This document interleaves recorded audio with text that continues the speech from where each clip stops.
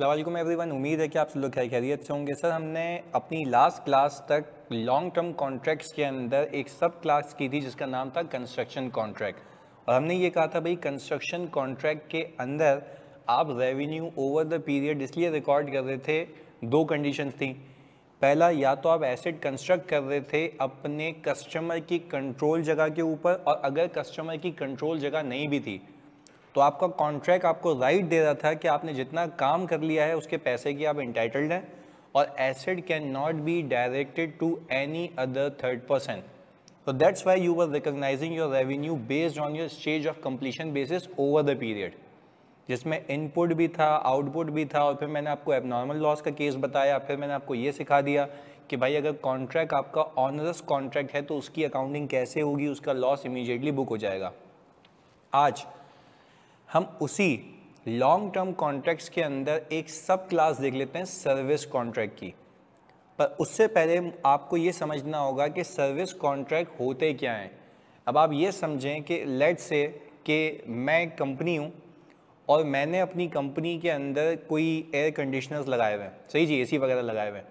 अब मैंने कहा कौन इतनी ख्वारी करे कि अगेन एंड अगेन एक बंदे को बुला के रिपेयर करवाए, तो मैंने क्या किया, इन चीज़ों से फारिग होने के लिए एक ऐसी कंपनी को ऑन बोर्ड कर लिया जो एसी के रिपेयर एंड मेंटेनेंस की सर्विसेज प्रोवाइड करती है। उसने कहा कि भाई हम लमसम कॉन्ट्रैक्ट करते हैं 5 सालों का। तो हमने कहा सही है भाई, ऑन बोर्ड हो जाएं आप। तो सामने वाली जो कंपनी है वो मुझसे सर्विस कॉन्ट्रैक्ट में एंटर हो रही है, लॉन्ग टर्म है पर सर्विस कॉन्ट्रैक्ट है।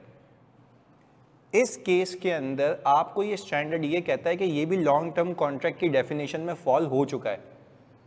अब लेट्स से जो भी आपका जो प्राइसिंग डिसाइड हुई है, क्योंकि कॉन्ट्रैक्ट के अंदर कॉन्ट्रैक्ट प्राइस होती है ना आपकी, ट्रांजैक्शन प्राइस जो हम कहते हैं कॉन्ट्रैक्ट के अंदर ढूंढनी है आपने, तो सामने वाली कंपनी जो सर्विस प्रोवाइडर है वो मुझे बेसिकली सर्विस प्रोवाइड कर रहा है for the period of 5 years. अब उसने प्राइसिंग की होगी कि भाई 1 साल में आपके जितने भी एसी रिपेयर होंगे उसके हम आपसे चार्ज करेंगे 2 लाख रुपए पे, 10% से इस पर इन्फ्लेशन लगती रहेगी। तो कुल मिला के 5 सालों की प्राइसिंग आपके पास आ गई। वो कह रहा है इन 5 सालों को प्लस करो, डिवाइड कर दो 5 से, आपको मिल जाएगा वो रेवेन्यू जो आपने 1 साल के अंदर बुक करना है स्ट्रेट लाइन के ऊपर। पैसे भले आपको आगे पीछे मिलेंगे पर आपको जो रेवेन्यू है वो यूनिफॉर्मली बुक करना है स्ट्रेट लाइन के ऊपर। तो देखो सबसे पहले क्या चीज लिखी हुई है, revenue through out the contract uniformly book होगा, पहली चीज। फिर नीचे लिख के देता है कि भाई क्योंकि ये सारे वो आपके IFRS की क्लॉजेज हैं तो मैंने उसकी समरी बना दी है ताकि आपको समझा पाऊँ। फिर इसकी एक इलस्ट्रेशन करते हैं। फिर वो कहता है इट इज़ नॉट नेसेसरी कि आपकी कॉस्ट भी यूनिफॉर्म हो, यानी आपने रेवेन्यू तो यूनिफॉर्मली रिकॉर्ड कर लिया ना, यानी आपने 5 सालों की रेवेन्यू जो फिक्स प्राइस है वो ऊपर रखी, डिवाइडेड बाय 5 कर दिया। आपने बोले मैं हर साल इक्वल रेवेन्यू बुक करूंगा तो कुल मिला के 5 सालों में उतना ही हो जाएगा जितना होना चाहिए। अभी देखते हैं एग्जाम्पल में।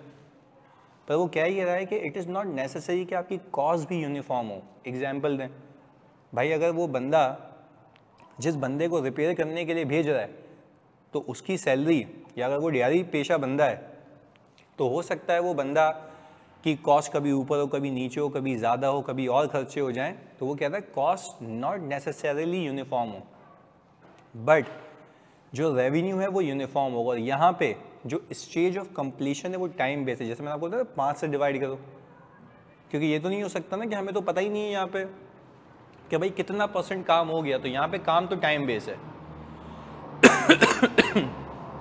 1 साल हो गया 1 साल का रेवेन्यू, 2 साल हो गया 2 साल का रेवेन्यू, दैट्स इट। 3 महीने हो गए 3 महीने का रेवेन्यू। तो समझने की बात यह है कि यहाँ पे हम ये नहीं कर सकते कि cost incur to date divide by total cost, क्योंकि यहाँ पे आप एस्टिमेट नहीं कर सकते। तो अगेन आपका अगर सर्विस कॉन्ट्रैक्ट होगा तो सर्विस कॉन्ट्रैक्ट के अंदर आपका जो स्टेज ऑफ कंप्लीशन है वो टाइम बेस है, दैट्स इट। आइए इसकी एक इलस्ट्रेशन देखते हैं। हमने कहा कि भाई XYZ limited provides cleaning services throughout the country to corporates. Cleaning services का कॉन्ट्रैक्ट है। The company entered into a contract with Fahad limited to provide a cleaning services over a 3-year period 3 साल का contract है, 3 सालों की consideration कितनी fix हुई है?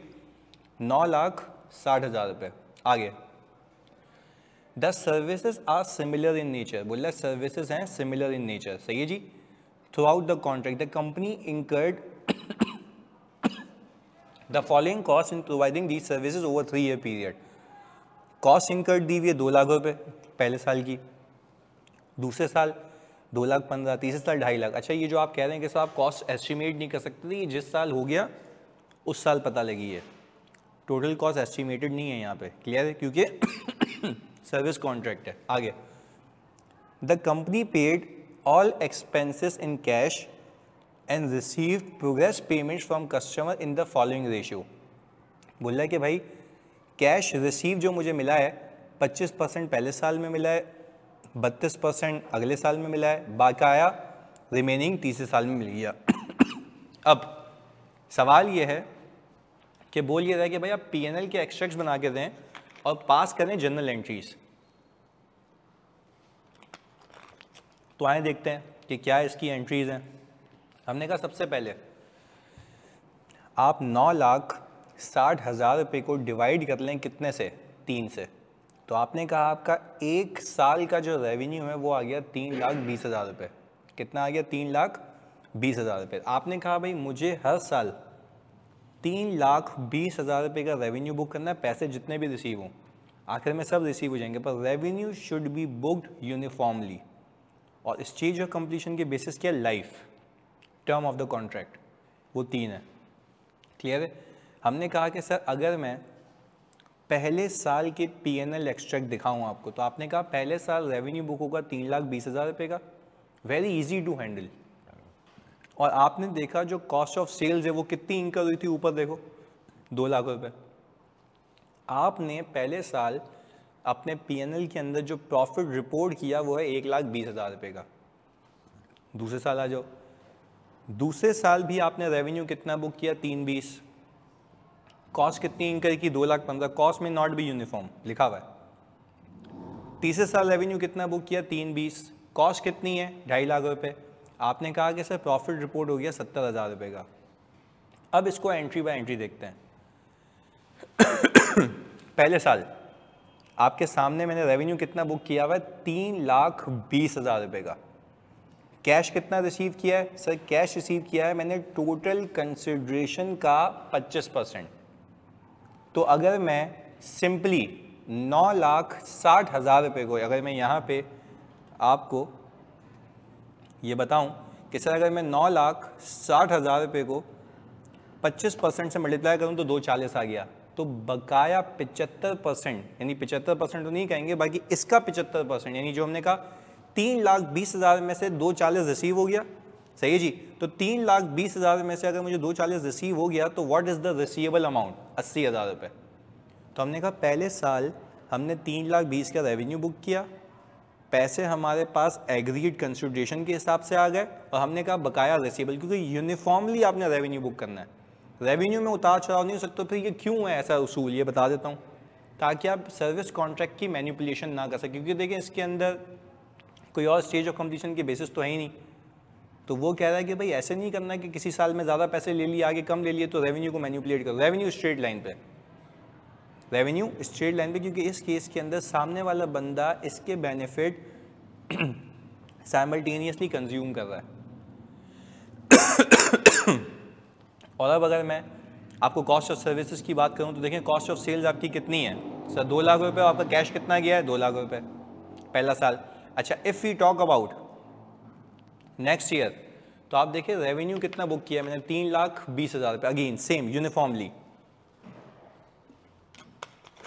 यूनिफॉर्मली बुक किया। फिर उसने लिख के दिया है कि आपने बकाया 32% लिए हैं दूसरे साल में।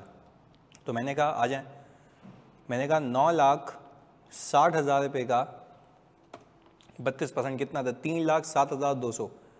इसमें से 3,20,000 हटा दें तो 12,800 का आपका रिसीवेबल आ गया। कॉस्ट ऑफ सर्विस देखें सेम है। फिर मैंने कहा तीसरे साल में रिमेनिंग पैसे आपको मिले, तो आपको पैसे मिल गए ज़्यादा, अब पूरी रिकवरी हो गई, ये आ रही है। आपने कॉस्ट ऑफ सर्विसेज डेबिट की और कैश को कर दिया क्रेडिट। सर ये समझने की बात यह है कि आपके सर्विस कॉन्ट्रैक्ट के अंदर रेवेन्यू बुक होगा स्ट्रेट लाइन के ऊपर। जज़ाकल्लाह।